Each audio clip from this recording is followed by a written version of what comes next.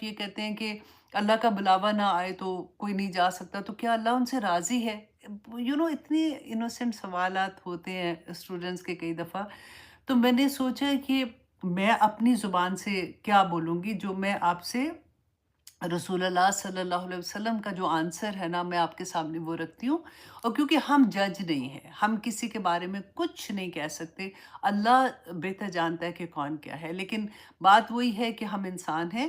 ہمارے لیے رسول اللہ صلی اللہ علیہ وسلم نے یہی طریقہ بتایا تھا کہ ہم اسباب دیکھتے ہیں، ہم دنیا میں جو چیز ہمیں نظر آتی ہے نا، ہم ان کے مطابق ہی فیصلے اپنی زندگیوں کے کرتے ہیں، یا پھر جیسے چور ہے، اگر اس نے چوری کی ہے، اب ہم اس کے دل کا حال نہیں جانتے، وہ اللہ جانتا ہے، لیکن اس نے ظاہری طور پہ تو کیا نا، تو ہم جانتے ہیں کہ وہ چور ہے، تو اس کو سزا اسی کے مطابق ملے گی۔ تو یہی طریقہ دنیا کا ہے، کیونکہ بہت سی اب چیزیں ایسی ہو گئی ہیں کہ ہم جانتے ہیں لیکن کہتے ہوئے بھی گھبراتے ہیں، ڈرتے ہیں، اور پھر ہمیں کہتے ہوئے بھی گھبراہٹ ہوتی ہے۔ تو دیکھتے ہیں کہ رسول اللہ صلی اللہ علیہ وسلم نے کیا فرمایا تھا۔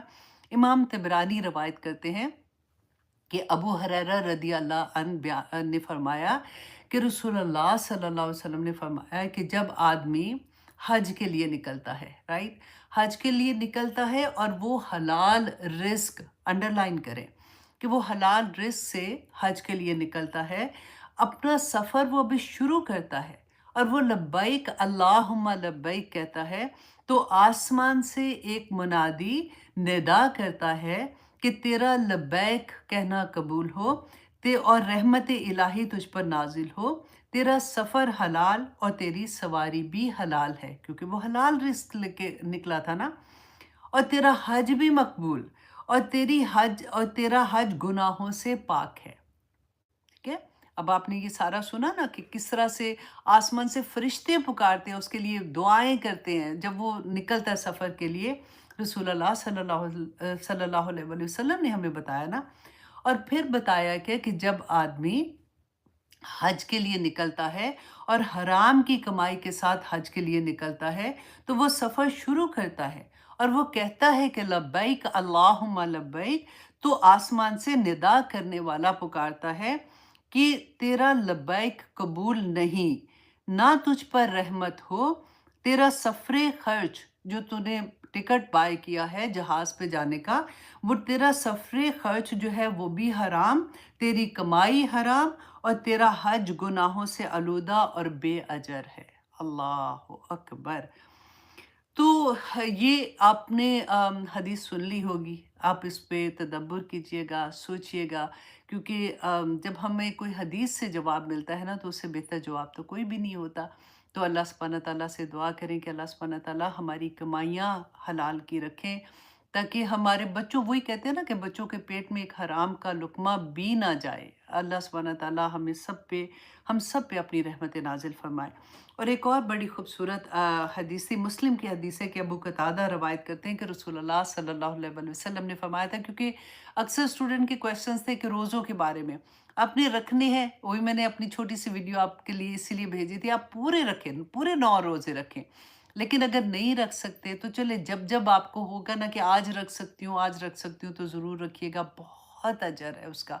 اگر کوئی بھی نہیں رکھ سکتے، مشکل ہے، ہر ایک ڈیفرنٹ ہوتا ہے نا، تو پھر 9 ذی الحج کا جو عرفہ کے دن کا روزہ ہے نا، جو آپ کے ملک میں، آپ کے شہر میں جو عرفہ کا دن ہوگا، اس کے دن کا جب آپ روزہ رکھیں گے، تو رسول اللہ صلی اللہ علیہ وسلم نے فرمایا تھا کہ پچھلے سال اور آنے والے سال کے گناہوں کا کفارہ ہو جاتا ہے۔ اللہ اکبر، کتنی پیاری بات ہے نا، اتنا بڑا روزہ ہے۔ تو اللہ سبحانہ تعالیٰ ہمیں توفیق عطا کرے کہ ہم یہ رکھ سکیں، لیکن آپ یہ دیکھیے گا کہ وہ گناہ جو ہم مطلب اللہ کی حقوق پورے نہیں کرتے، نماز، روزہ، حج، زکوٰۃ، ایسے والے ہمارے چھوٹ جاتے ہیں، انشاءاللہ اللہ سبحانہ تعالیٰ ہمیں معاف کر دیں گے، کیونکہ دیکھیے ایک ایک نیکی پہ 10 گنا اجر، چاہے تو 700 گنا اجر، اتنی چیزیں جب ہم حدیث پڑھتے ہیں کہ اتنے گناہ بھی ہوں گے تو معاف ہو جائیں گے، لیکن آپ یہ یاد رکھیے گا کہ حقوق العباد جب تک بندہ معاف نہیں کرے گا نا، تو معافی نہیں ہے۔ اللہ سبحانہ تعالیٰ ہمیں سمجھ کی توفیق دے۔ ایک اور بڑی پیاری حدیث تھی، اکثر لوگ یہ پوچھتے ہیں کہ ماں باپ کے لیے حج کرنے کا، اگر وہ زندہ نہیں ہیں تو پھر کیسے کریں، اور یہ والی ساری بات تھی، تو یہ بھی بخاری کی حدیث ہے کہ حضرت عبداللہ بن عباس روایت کرتے ہیں کہ ایک عورت نے رسول اللہ صلی اللہ علیہ وسلم سے پوچھا تھا کہ میری ماں نے حج کی منت مانگی تھی اور وہ فوت ہو گئی، وہ حج نہیں کر سکی، تو پھر اس کے لیے مجھے کیا کرنا ہے؟ تو رسول اللہ صلی اللہ علیہ وسلم نے فرمایا کہ دیکھو، اگر تمہاری ماں پر کوئی قرض ہوگا اور وہ فوت ہو گئی، دیکھیں ہمارے میں سے اکثر ہوتا ہے نا کہ جب کوئی فوت ہوتا ہے تو یہ اناؤنس ہوتا ہے کہ اگر اس پہ کوئی قرض ہے تو آپ بتا دیں، تو جو پیچھے وارث ہوتے ہیں یا اس کی جو بھی اس نے چھوڑا ہوتا ہے وراثت میں، سب سے پہلے قرض ادا ہوتا ہے، اس کے بعد اس کی تقسیم ہوتی ہے۔ تو انہوں نے کہا کہ اگر تمہاری ماں پہ کوئی قرض ہوتا تو کیا تم ادا نہیں کرتی؟ تو اس نے کہا کہ نہیں یا رسول اللہ، میں ضرور کرتی۔ تو پھر انہوں نے فرمایا کہ بس یہ اللہ کا قرض ہے، اللہ اس بات کا زیادہ حق رکھتا ہے کہ اسے ادا کیا جائے۔ اور پھر رسول اللہ صلی اللہ علیہ وسلم نے فرمایا کہ صاحب استطاعت شخص حج ادا کیے بغیر فوت ہو جائے تو اس کے ورثہ اس کے مال میں سے، وراثت ہی ہوتی ہے نا، اس کے مال میں سے حج ادا کریں تو فوت ہونے والے شخص کا فرض حج ادا ہو جائے گا، خواہ فوت ہونے والے شخص نے وصیت کی ہو یا نہ کی ہو۔ اور مرد جو ہے، جیسے وہ عورت کا بھی حج کر سکتا ہے اور عورت مرد کے لیے بھی حج کر سکتی ہے، ادا کر سکتی ہے۔ حضرت عمر بن خطاب رضی اللہ عنہ بیان کرتے ہیں، فرماتے ہیں کہ میں نے ارادہ کیا کہ میں کچھ آدمیوں کی ایک ٹیم بناؤں اور ان کو ڈیفرنٹ جو شہر تھے، ڈیفرنٹ قبیلے تھے ان کے، ان شہروں میں بھیجوں اور تحقیق کریں وہ جا کے کہ جن لوگوں نے استطاعت کے باوجود حج نہیں کیا، ان کو وہ جزیہ ان پر قائم کریں، مطلب وہ جزیہ تاکہ دیں۔ اور پھر انہوں نے فرمایا کہ ایسے لوگ مسلمان نہیں ہیں، ایسے لوگ مسلمان نہیں ہیں۔ کتنی بڑی بات ہے کہ اگر استطاعت ہے، دیکھیں ہم میں سے اکثر، آپ دیکھیں کتنے آرام سے کیا ہوتا ہے، ابھی جی وہ گرمیوں کی چھٹیاں آئی ہیں، ہم سب فلاں فیملی کے ساتھ ہم ویکیشن پہ جا رہے ہیں، ہم فیملی کے ساتھ ادھر ویکیشن پہ جا رہے ہیں، لیکن یہ نہیں سوچتے کہ حج تو فرض ہے نا، ہمیں نہیں پتا کہ اگلے سال ہمیں موقع بھی ملنا ہے کہ نہیں۔ لیکن آپ یہ یاد رکھیے گا کہ استطاعت کی بات ہے کہ اگر اللہ نے اتنی وسعت دی ہے تو پھر آپ حج نہیں کرتے تو پھر بہت بڑا گناہ ہے۔ تو اللہ سبحانہ تعالیٰ ہمیں توفیق دے۔ اچھا، اب قربانی کے بارے میں ڈفرینٹ لوگوں کے کویسچنس تھے، تو اس کے بارے میں کہ رسول اللہ صلی اللہ علیہ وسلم نے فرمایا تھا کہ قربانی کی استطاعت رکھنے کے باوجود اگر کوئی قربانی نہیں کرتا، رائٹ، استطاعت رکھنے کے باوجود قربانی نہیں کرتا تو وہ ہماری عیدگاہ کے قریب بھی نہ آئے، وہ ہماری عیدگاہ کے قریب بھی نہ آئے۔ اچھا، اب دوسرا یہ تھا کہ استطاعت کیا ہے؟ تو کوئی بھی، کیونکہ سم ٹائم عورتیں یہ پوچھتی ہیں کہ جی ہمارے پاس تو فار ایگزامپل اتنی کیش نہیں ہے تو ہم کیسے کر سکتے ہیں؟ تو اس کے بارے میں یہ ہے کہ عورت اگر صاحب نصاب ہے، صاحب نصاب کس کو کہتے ہیں؟ اگین وہی جو زکوٰۃ کا ہوتا ہے نا کہ 7.5 تولے سونا اینڈ 52 تولے چاندی اگر اس کی ملکیت میں ہے ان دنوں میں، ان دنوں تک میں، تو پھر اس پہ قربانی واجب ہو جاتی ہے۔ ٹھیک ہے، تو وہ پھر اس کو قربانی کرنی ہوگی، کیونکہ قربانی کے لیے صاحب نصاب ہونا شرط ہے، اس کو پیسے اس کے پاس کیش ہونا شرط نہیں ہے۔ اچھا، اب اس کے بارے میں بھی پھر آگے ڈیٹیل کیا آتی ہے کہ حنفی جو فقہ ہے نا، اس میں وہ کہتے ہیں کہ جو قربانی صاحب نصاب کی بات ہو رہی ہے، جس کے نہیں ہے اس کی نہیں بات ہو رہی۔ اچھا، اگر وہ قربانی نہیں کرتا، وہ صاحب نصاب ہے، تو وہ گناہ گار ہے، اس پر لازم ہے کہ وہ توبہ کرے اور قربانی کی رقم جتنی رقم ہے نا، اس کے بعد وہ صدقہ کرے گی۔ ٹھیک ہے، یہ امام ابو حنیفہ کا فتویٰ ہے اس کے بارے میں۔ لیکن جو دیگر علماء ہیں، جن میں امام مالک، امام شافعی اور حنبلی جو ہے نا، وہ یہ کہتے ہیں کہ یہ سنت مؤکدہ ہے اور فضیلت جو نہیں کرتا وہ گناہ گار تو نہیں ہے، کیونکہ یہ سنت مؤکدہ ہے اور ان کے نزدیک وہ گناہ گار نہیں ہے، لیکن ایک بڑی فضیلت سے محروم ہو جاتا ہے۔ ٹھیک ہے، تو اس طرح سے ہے سارا، میں نے آپ کو ڈیٹیل بتا دی ہے، اب آپ خود اس پہ ریسرچ کریں اور پھر دیکھیں کہ کیا چیز کیسے ہے۔ اللہ سبحانہ تعالیٰ ہمیں توفیق عطا کرے کہ اتنے بڑے دن آ رہے ہیں، ہم اس کو کہتے ہیں نا کیش کر سکے بیسیکلی۔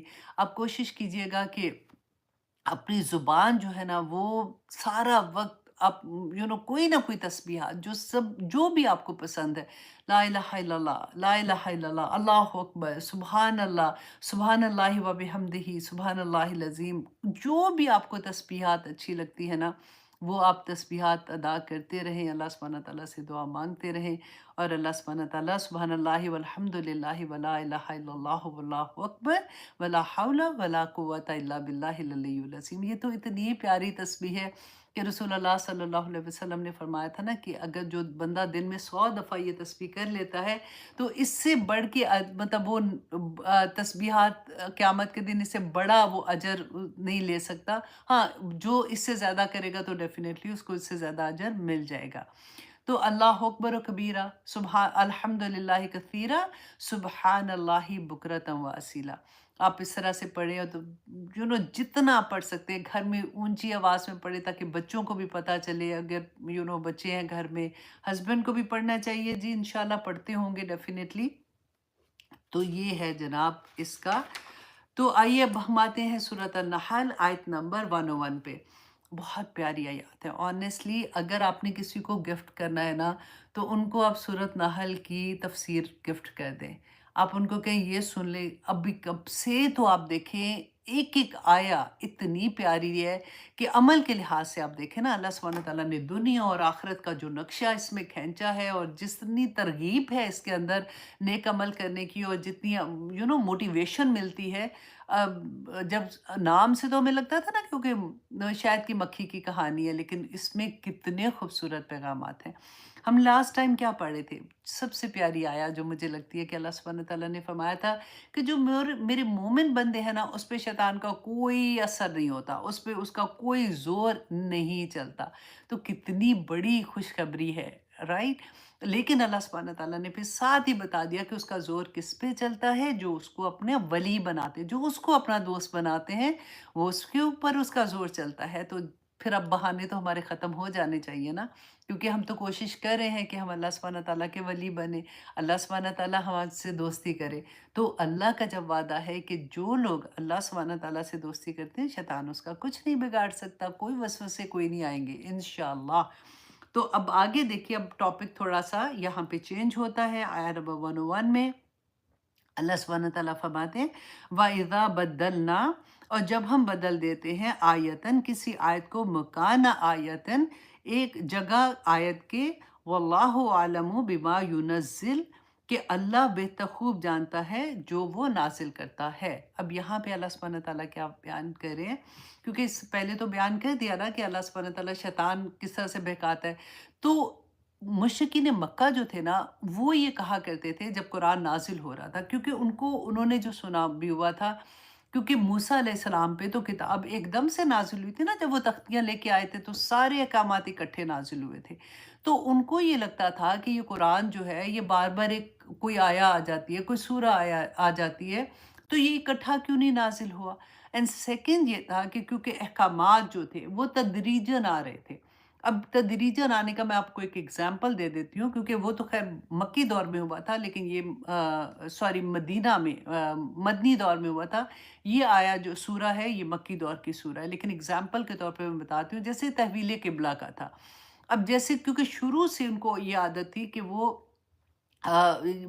مسجد اقصی کی طرف منہ کر کے نماز پڑھتے تھے، اور وہاں سے جب ان کو بیت اللہ کی طرف قبلہ چینج ہوا تھا تو بہت سے ایسے لوگ تھے جو مرتد ہو گئے تھے اس وقت. یہ بہت بڑا امتحان تھا، اور اللہ سبحانہ تعالیٰ نے فرمایا بھی کہ یہ امتحان کس چیز کا تھا کہ رسول اللہ صلی اللہ علیہ وسلم کی اتباع کون کرتا ہے، کیونکہ نماز کے دوران میں تحویل قبلہ کا حکم آ گیا تھا. بیت المقدس کی طرف منہ کر کے نماز پڑھتے تھے، اور وہاں سے پھر ایک دم بیت اللہ کی طرف جب آیا تھا تو نماز پڑھتے پڑھتے پوری صف چینج ہوئی تھی، اور کس طرح سے انہوں نے کیا تھا. اس کے علاوہ آپ دیکھیں شراب کا جیسے حکم تھا تو تب بھی یہ ہوا تھا کہ پہلا حکم کیا تھا کہ اللہ سبحانہ تعالیٰ نے بالکل ایک ریگولر سا حکم تھا کہ اس کے فائدے بھی ہیں اور اس کے نقصان بھی ہیں، اور پھر اللہ سبحانہ تعالیٰ نے بتا دیا کہ اس کے نقصان جو ہیں وہ اس کے فائدے سے زیادہ ہیں. اب وہ لوگ جن کو وہ کہتے ہیں نا تقویٰ کا بھی لیول اپنے اپنے ہوتے ہیں، جن کو انڈرسٹینڈنگ ایک دم سے ہو جاتی ہے، انہوں نے اللہ کا حکم یہ سمجھا کہ اس کے نقصان زیادہ، انہوں نے اسی وقت چھوڑ دیا. اب لیکن باقی ابھی پی رہے تھے جیسے، اور اس طرح کی پارٹیز ہوتی تھی ان کی جو بھی. پھر سیکنڈ حکم अब देखिए तदरीजन इस्लाम ने बताया, इसलिए हमें सबक मिलता है कि इसलिए कभी भी कोई भी चीज़ होगी, उसको बिल्कुल इसी तरह से आहिस्ता-आहिस्ता करें। किसी को समझाना हो तो तब भी एकदम से एक उस लेवल पे बात ना करें कि अगला घबरा ही जाए। अब सेकंड हुक्म क्या आया था? अल्लाह सुब्हानह तआला की तरफ से कि जब तुम नमाज की हालत में हो तो तुम नशे में जब तुम हो तो नमाज के पास भी ना जाना। तो सेकंड हुक्म ये आ गया, तो बहुत से लोगों ने उस वक़्त छोड़ दी।